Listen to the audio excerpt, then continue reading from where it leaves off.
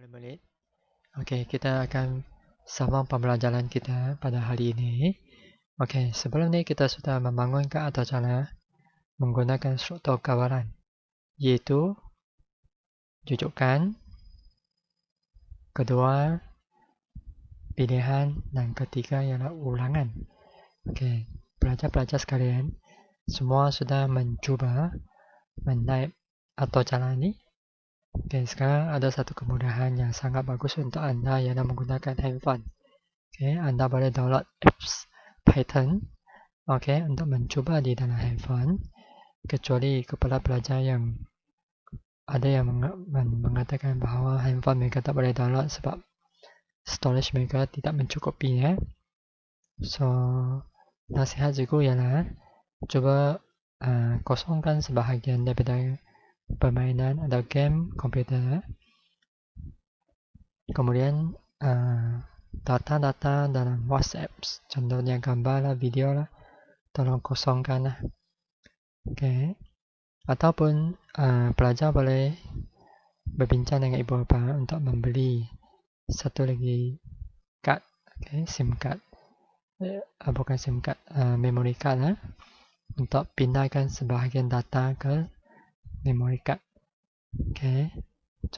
Contohnya WhatsApp boleh transfer dia punya file, gambar-gambar ataupun kamera boleh pindah ke sebelah memory card kita lah. So itu lebih murah lah. So anda perlu berusaha lah untuk memastikan anda dalam handphone ada apps ini. Sebab coding ni perlu belajar menggunakan pengalaman. Tak boleh kamu hanya baca dan dengar sahaja. Okay. So apabila kita membangun atau jalan, memang kita akan menghadapi ini dia, RALAT. Okay, RALAT, rarat. Okay. Anda sedia maklum bahawa rarat ni ada beberapa jenis. Anda sudah belajar kan? So kalau tak ingat boleh cari balik. Okay. Okay, rarat di sini contohnya yang pertama ialah logik, rarat sintak dan satu lagi bahasa larian. Okay, ada 3 jenis lah. Okay, ini adalah satu proses lah. Okay, menguji atau cara.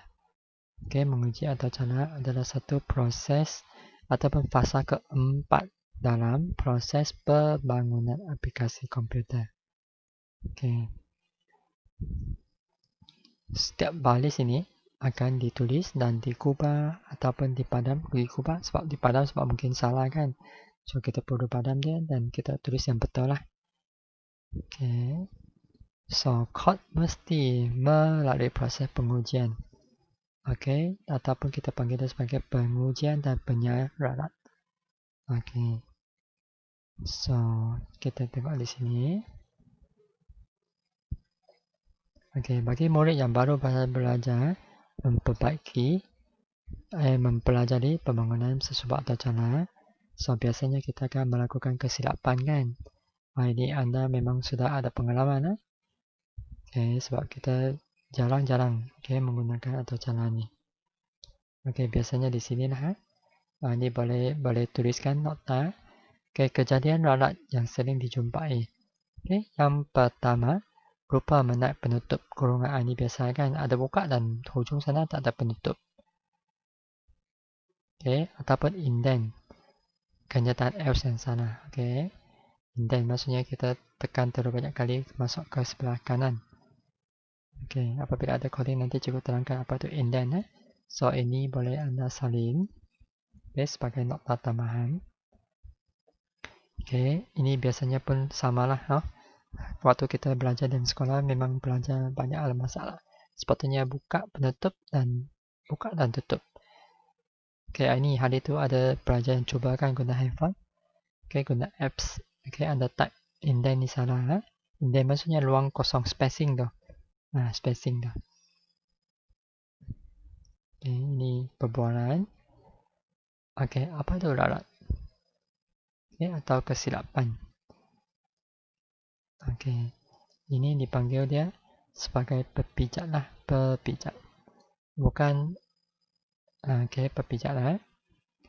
Okey, biasanya dia berpunca daripada kesalahan kecuali pengatur cara. Siapa pengatur cara? Anda semua kan? Okey, kita yang bangun ke atur cara itu ialah pengatur cara programmer lah. Okey, proses ini, proses mencari, menghapuskan hal ini panggil sebagai penyapijat, dan ini adalah terms ataupun kata kunci yang Anda perlu tahulah, penyapijatan. Yang lalat itu dipanggil sebagai pijat. Okay. Untuk selesaikan masalah, kita panggil sebagai pepijat. Okey, lalat-lalat dalam atau cara ni boleh ini sudah kita belajarkan 3 kumpulan. Okey, yang pertama sintek, yang kedua ialah varian, yang ketiga ialah logik. Okey, kedua-dua yang pertama ni sintek dan masalah lain ni dia ada apa? Ada panggil apa? Ada wujud lah. Okay, dia akan beritahu ada error. Okay, yang ada tulisan merah tu kan. Okay, lalat logik ni tak ada. So, ini biasanya logik, biasanya matematik simbol sana. Okay, yang dia tak akan beritahu lah. So, pengatur cara sendiri perlu tahu. So, that's why kamu perlu belajar sikit matematik Okay, ini salah satu contoh. Okay, contoh penyelesaian masalah yang perlu kita selesaikan lah. So, ini agak panjang So, Anda boleh baca sekejap. Okay, soalan ini agak panjang. So, ada sebagai ketua program jualan, ini tak penting sangat lah. Okay, ada berapa orang? 5 orang. Anda turut membantu jayakan amal ni. So, bagi semangat pada semua pasukan, jumlah jualan ni, guru perlu membenarkan pembelian komersial. Dia ada komisen. Ada untung Okey, kalau komisen ialah 5%. Okey, ke atas jumlah jualan melebihi 500. Maksudnya dia kalau jualan itu ada 500, so cikgu akan bagi 5% lah. Okey, komisen maksudnya kamu akan untung Lepas itu kalau 8%, dia apabila jualan melebihi 800. Okey. So, Anda perlukan apa? Mendapatkan jumlah jualan perolehi paparkan kadar komisen yang didapati oleh pasukan Anda.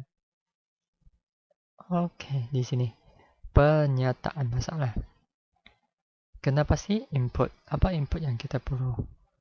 Okey, jualan untuk buah, minuman dan biskut.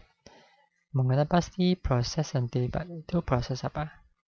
Mengenal pasti kadar komisen yang diperolehi. Okey. Lepas itu output. Apakah output dia? Kita nak jumlah jualan, lepas kadar komisen yang dibenarkan, dan setiap kali ada dapat berapa jumlah bayaran ataupun komisen keuntungan So, kita tengok algoritma di sini. Okey. Pertama, kita isytiharkan pemboleh ubah buah. Okey, kita boleh gunakan sebarang nama pemboleh ubah di sini, tapi nama mesti sesuai lah. Okey, buah. Contohnya kita mungkin guna buah lah. Minuman, minum, biskut, jualan, komisen banyak ni. Jumlah komisen dan individu. Okey, IND di sini maksudnya individu komisen yang diperoleh oleh setiap pelajar itu. Okey, pengguna masukkan jualan. Okey, berapa jualan kita nak? Okey, 500. Kalau 800, okey di sini 500. Kalau 500 dia komisinya 5. Kalau lebih 800 dia 8%. Kalau 1000 pun 8% Okey. So, pengguna memasukkan jualan untuk buah, minuman dan biskut. Okey, kita kira jualan. Semak komisen dibenarkan. Di sini tadi kurang 500, komisinya kosong. Maksudnya kalau tak melebihi 500, dia tak ada komisen Okey, lebih 500 tetapi kurang ataupun sama dengan 800, komersen adalah 5%. Kalau lebih atau sama dengan 800, komersen ialah 8%. So, kita jumlah komersen dan lepas tu komersen individu. Individu di sini macam pelajar. Okey, kita tengok carta alur. Okey, carta alur ni anda boleh lukis ini untuk belajar lukis. Kalau tidak exam keluar soalan macam ni, anda habislah. Tak boleh lukis lah. Okey, ini maksudnya isytiharkan. Okey, segi 4. Okey, ini adalah pengguna. Masukkan, so input. So, di sini ialah proses. Proses ini biasanya melibatkan perkiraan matematik. Okey, di sini ialah papa jualan. Okey, papa jualan. Put dia. Okey, di sini ada condition dia. Lebih 500, ya. So, dia akan bagi komersen lah. Okey, komersen ialah kosong. Kenapa di sini letak 0.05? Sebab kalau macam ni susah kita nak kira. Kita tukarkan jadi 0.05 lebih senang untuk kita kira. Okey, kalau tidak, adakah lebih 800? Okey, ya, bagi dia 8%. Kalau tidak, lebih 500? Tidak. Lebih 800? Tidak pun. So, di sini dia apa? Maksudnya dia tidak melebihi 500. So, dia tak ada komersen lah. Okey, komersen adalah kosong. So, di sini kiraan dia. Okey, jumlah komersen, jumlah jualan tambah darab komersen. Komersen di sini berapa tadi? 0.05. Okey, kira individu. Okey, individu. Jumlah komersen bagi dengan 5. Kenapa 5? Sebab ada 5 pelajar. So, di sini paparan lah. Okey. So, untuk ini, okey, kita sambung lagi pembelajaran kita. Okey. Okey, kita sudah tengok carta alur ni. Okey, selepas kita tengok carta alur ni, sudah kita lukis. Anda sudah cuba belum? Anda mesti cuba. Okey, apabila kita buat semakan ke atas carta alur yang dihasilkan dengan menggunakan set sampel. Set sampel data maksudnya sebarang data anda boleh masuk, cubalah. Okey, didapati hasil output tidak seperti yang diingini. Contohnya, output yang diingini sepatutnya lah. Okey, contohnya 900. Okey, 900 melebihi apa? Melebihi 800 kan. So, sepatutnya komersennya adalah 0.08. Okey. Ataupun 8%. Okey. Komersen 800 kan. So, jumlah komersen adalah RM72. Okey, 0.08 darab 900. Kalau tak pasti, boleh guna kalkulator. Komersen di sini RM72 dibagi dengan 5. So, jadi 12. Ini jawapan yang sepatutnya lah. Okey, apabila kita runkan program ini, output yang didapati, output maksudnya kita yang buat ini, kita kasih dia contohnya 900, komersen dia hanya dapat 5%. Sepatutnya berapa? 8%. Sebab melebihi 900. So, jumlah komersen didapati ialah RM45. Dan dibagi dengan 5, seorang hanya RM9. So, ada silap di sinilah. Okey, ada silap di sini. Jawapan yang kita nak ialah jawapan yang kita nak tidak sama. Sepatutnya ini jawapan kita nak. Okey, 8%, RM72 dan RM12. Tapi di sini hanya 5% sahaja. Sudah ada error di sini kan. So, kalau berdasarkan di sini, agak-agak apakah error dia? Syntax error, logic error ataupun runtime error. Okey, anda perlu menggunakan kertas pensel untuk melakukan teknik semakan meja. Okey, hal itu sudah kita belajar. Apa itu teknik semakan meja? Okey, contohnya di sini. Jualan buah 300, minuman 300, biskut 300. So, semua ni adalah 900. Okey, output dikendaki ialah 900. Okey, apabila jumlah jualan 900, nilai ini digunakan untuk semakan syarat jumlah jualan. melebihi 500. Oke, kalau 900 melebihi 500 memberi nilai lebih besar, maka komersial ialah 5%. Oke, 0,05 kan. So ni di sinilah salahnya. Oke, di sini salah. Oke, 0,05. Macam mana dapat 0,05? Oke, 5% dibahagi dengan 100 lah. Oke, so kamu akan dapat 0,05. So, apa ni berlainan dengan dikehendaki? So, apa dia? Ralat logik. So, tekaan tadi anda semua betul ke tak? Kerana, logik berlaku kerana syarat bagi pilihan komersial tidak tepat. Sepatutnya di sini jualan 900, sepatutnya komersialnya 0,05. 0,08 bukan 0,05. Oke, syarat pilihan jumlah jualan melebihi 800 harus disemak dahulu. Selepas membagi lalat ni, semak semula dengan teknik yang sama.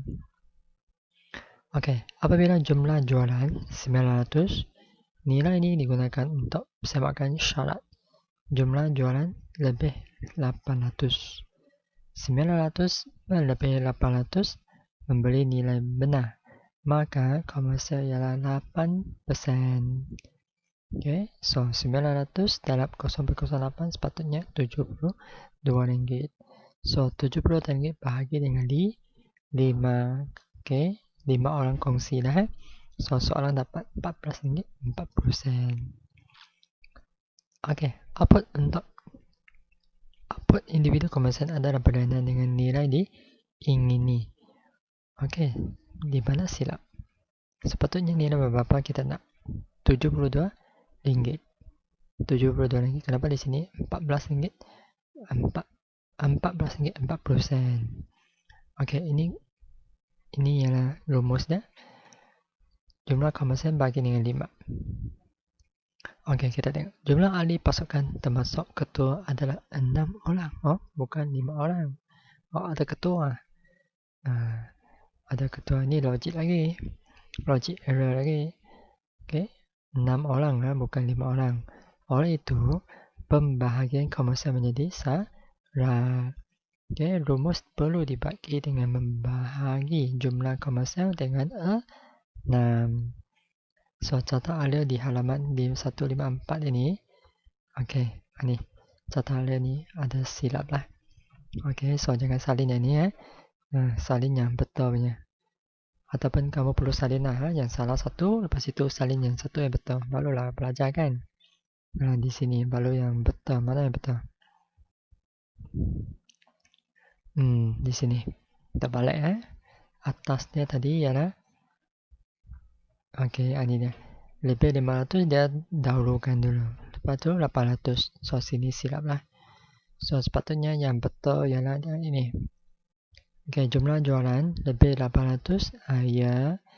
Komersial ialah 0,08. Kalau tidak, adakah komersial jualan lebih 500? Ya. Komersial ialah 0,05. Kalau tidak, so tidak ada komersial. Ini faham kan? Maksudnya dia sebab tak melebihi 500. Contohnya dia hanya jualan 300 ke 400 ke. So cikgu dia tak bagi komersial lah. Okey, jualan komersial mesti melebihi 500.